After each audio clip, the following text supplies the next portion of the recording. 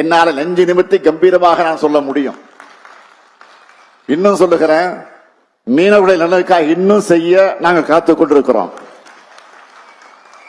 மீனவருடைய வாழ்க்கை அல்லல் நிறைந்ததா இருக்கக்கூடாது. உங்களுடைய தொழில் பாதுகாப்பாக இருக்க வேண்டும்.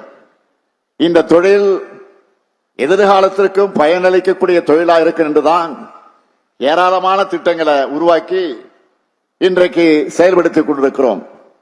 கல்வி அறிவுதான் எல்லோரையும் கரை சேருவதற்கான கலைஞரை விளக்கம்.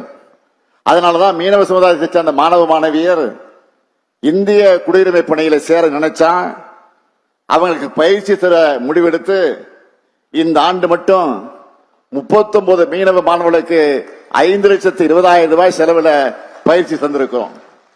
இப்படி பார்த்து பார்த்து எல்லாருக்கும் எல்லாம் கிடைக்கணும், எல்லா சமூக மக்களும் முன்னேறணும்னு எல்லாருக்கும் சம அளவில் சம வாய்ப்பை ஏற்படுத்தி கொண்டு வருகிறோம். திட்டங்களை உருவாக்கி தருகிறோம்.